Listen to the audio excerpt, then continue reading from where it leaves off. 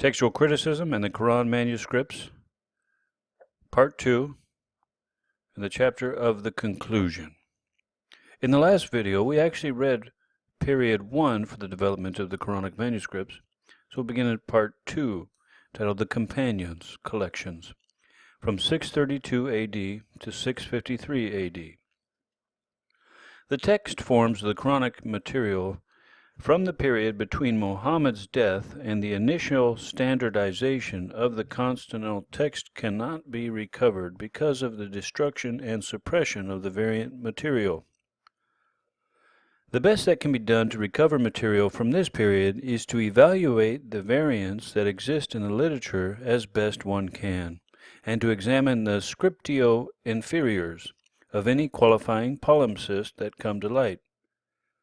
This, however, leaves one with the situation that the earliest recoverable text is a revised version of perhaps the initial standardization of the consonantal text.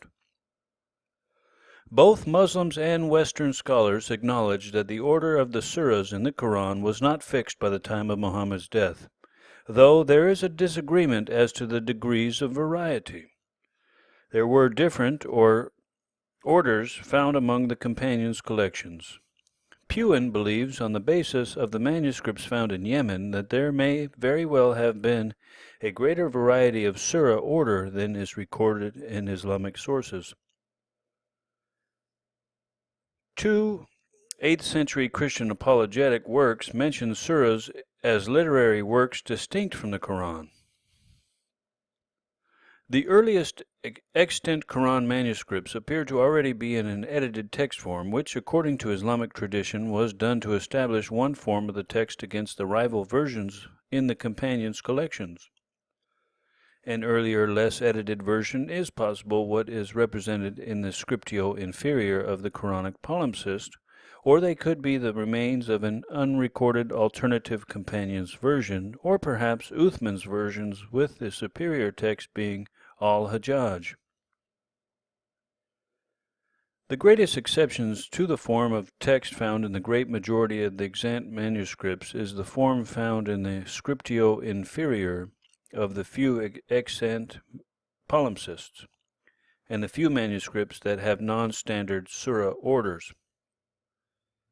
According to Islamic tradition, the collections belonging to Muhammad's companions were the earliest versions to be used in an official capacity, in that they were already in use in metropolitan centers of the empire when Uthman sent out his edition to replace them. Jeffrey gathered records of 15 primary codices of Quranic material belonging to companions and 13 secondary or derivative ones, together with further record of the codices attributed to unnamed companions of Muhammad. These could all be deemed authoritative text forms. These codices have not been found in manuscript form, and their content can only be approximated from the extant historical records of their contents. Okay, now we're going to be looking at the third period of the development of the Quran. This dates from 653 AD to 705. The Uthman and al-Hajjaj. Uthman's reputed version can be considered the first canonical text form following after authoritative companions text form, and the autographic text forms from within Muhammad's lifetime. Some have attempted to assert it was a direct version of an autographic text entrusted to Hafsa by Muhammad. Even if this was so, Hafsa's was only one of a variety of apparently equally authoritative texts in use at this time. Also, if Hafsa's version had the authority of coming directly from Muhammad, then it seems that it would have been used, as it was there would have been no reason for Uthman to take further editing action. The action of destroying the other versions, prohibiting their further use, and promulgating one unified text form implies that the other versions that needed to be destroyed were of sufficient authority to command the allegiance of significant groups of people. The resistance given to this order by Ibn Masud, companion, keeper and reciter of one of the rival versions, is also evident that he and his circle believed this was a greater authority than Uthman's.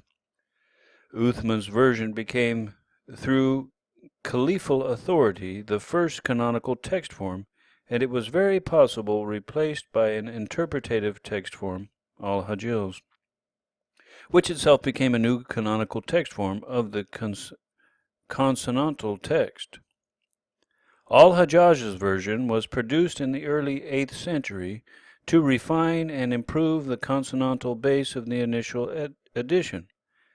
Diacritical marks are assertions to have been added as a major feature of this edition, but there is not a noticeable increase in their use nor standardization of their use in the manuscripts from this period. Both the initial and this second edition are reported to have been produced against a backdrop of texts that varied from these being destroyed. The lack of manuscripts demonstrating a variant text in line with that reported to exist seems to the confirmation of the efficiency of suppression and destruction of these texts. There is also the possibility that these two editions were in fact one effort that in a later Islamic tradition became divided and attributed to two different people in order to give it more authoritative pedigree. If there was a distinct second edition by al-Hajjaj, it was an interpretative text form in the canonical text form, which in turn became a new canonical text form. This would also be the earliest recoverable text form with the current state of manuscript evidence. This canonical text form, in its earliest extant representatives, is also already in a strongly edited form apparently designed for liturgical use. It contains rhyme schemes, verse markers, and is found in surah form, which is a form more studied for recitation than for reading as literature or consulting as an organized collection of sayings or stories. Getting back to their autographic, less organized prior forms of extremely difficult because of the destruction of the earliest recorded forms of Quranic material, and one must depend on the tentative results of the application of form and source criticism. The edition attributed to Uthman or its revisions by al-Hajjaj, if there are two distinct versions, seems to be the more appropriate goals for the application of textual criticism. An important limitation on this version, however, would be that a consonantal text with full application of dots to distinguish consonants cannot be obtained, since the earliest manuscripts themselves are so inconsistently dotted. In Western scholarship, three major views have emerged among critical scholars as to the date of this early recension, which are as follows. The early codification view. There are those who hold mainly to the traditional Islamic view, that Uthman established a committee that established a uniform consonantal text. These would see al-Hajjaj's version as a relatively minor revision of Uthman's. This view requires one to give preference to the testimony of Islamic tradition over the evidence found in the manuscripts.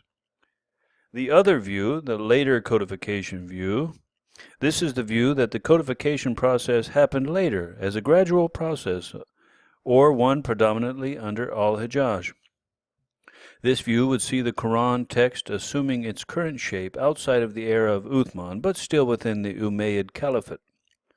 If one gives precedence to manuscript evidence over tradition, this is currently the best supported view. And the third view, the late codification view, this is the view of the revisionists, that the codification did not reach its final shape until late Abbasid times. Though this view is true if the goal is a precise and full vocalization of the text from manuscript evidence, it appears that the consonantal line and content were stabilized in Umayyad times, though it could possibly have extended into earlier Abbasid times if Christian historical sources are included and given full weight, and the variant surah orders observed in the Sunnah manuscripts testify to the degree of fluidity. All views agree that distinctly Quranic material was present in the 7th century. They disagree on what kind of form this material was by 781 and how well defined this material was as a body of written scripture.